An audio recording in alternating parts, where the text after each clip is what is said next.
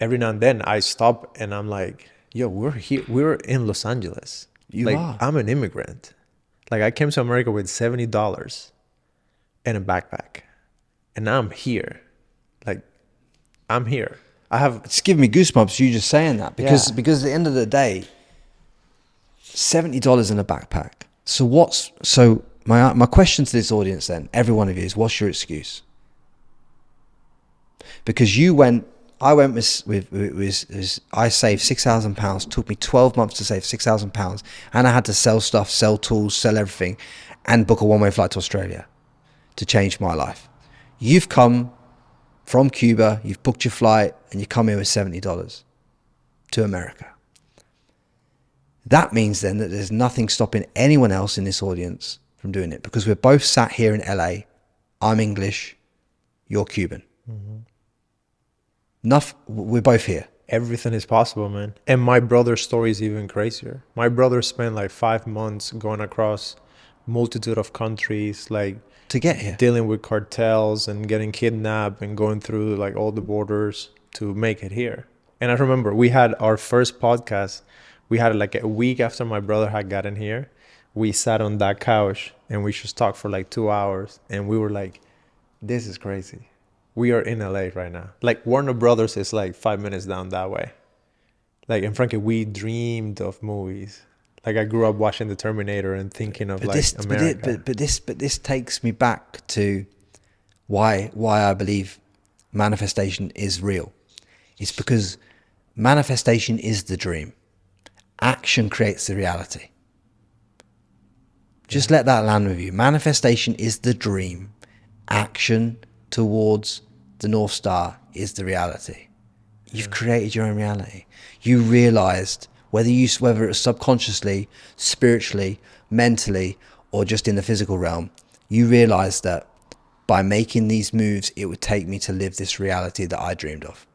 Yeah. And you may have not even known it in the consciously, but subconsciously, you were guided here, mate. 100%.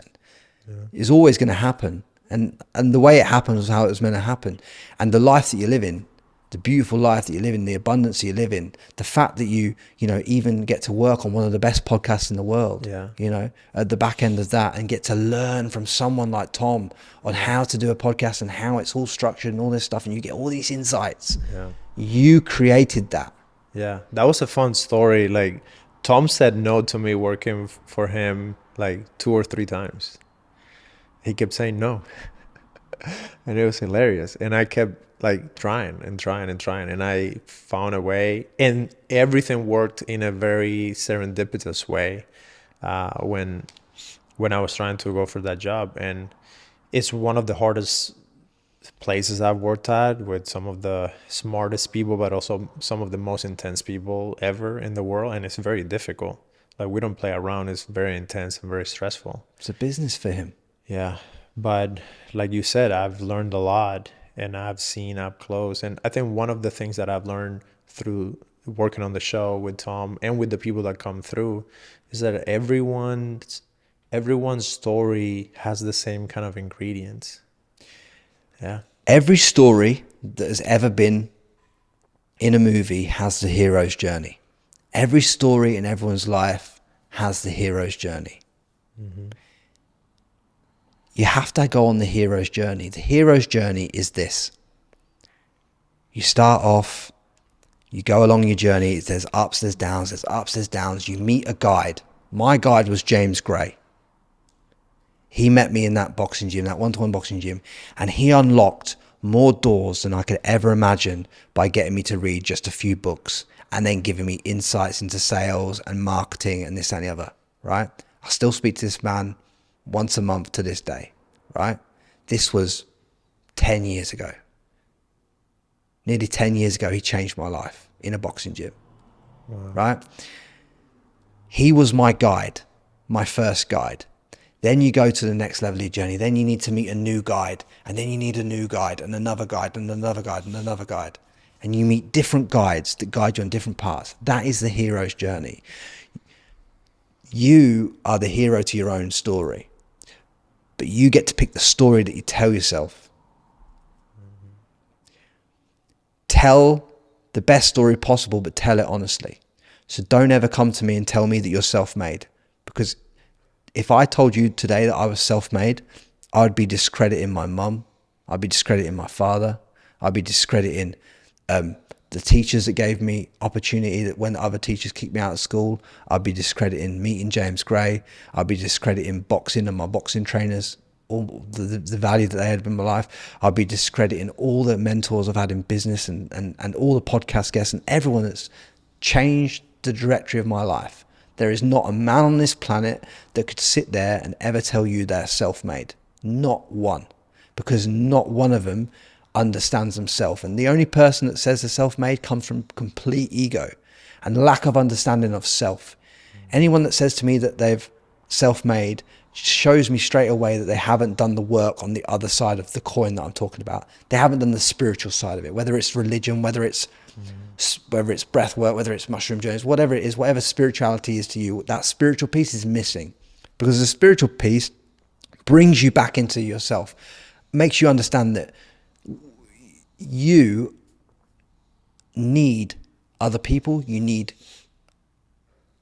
people to just put you in the right direction, to give you assistance. Yeah, and it is way sweeter when you win with friends. My friend Reginald has a quote that he has written on his board that says, "Unshared success is failure." And I think just giving me goosebumps again, because you are so right. Because imagine getting to the pinnacle of a mountain that you think's the mountain, which I've been to when I was fully absorbed by the ego, fully pursuing boxing.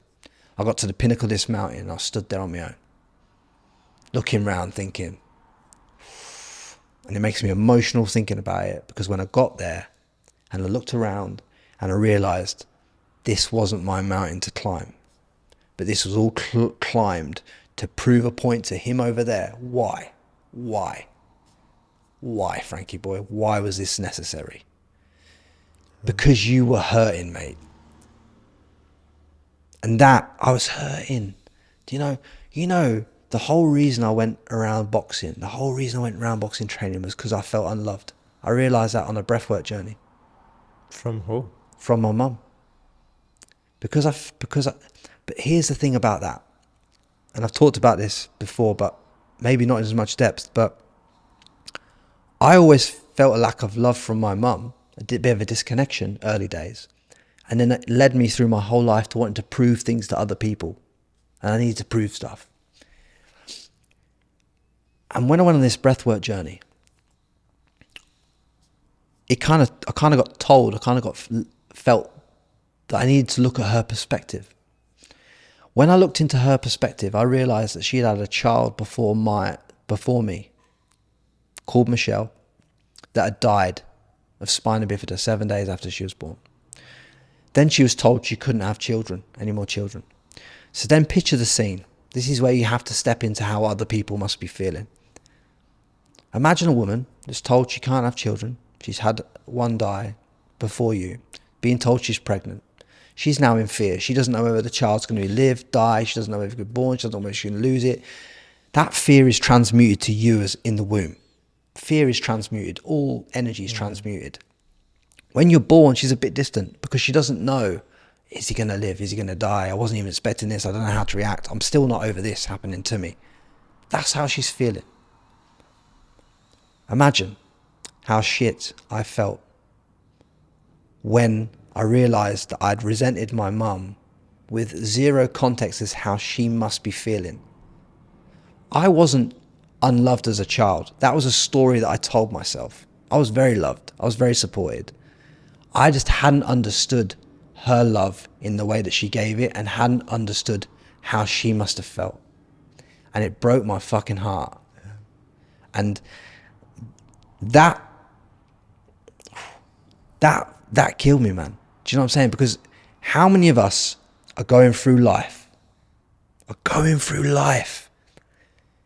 trying to prove something to someone else, or do this for someone else, or judging other people with zero context as to what they must be going through. Yeah. So the only thing that I really want to stress on everyone that listens to this and has got to this point is, Before you judge your mum, before you judge your father, before you judge your life, your childhood and all this stuff, look at it objectively and ask yourself, what were they going through? How were they feeling? What must they have gone through to feel that?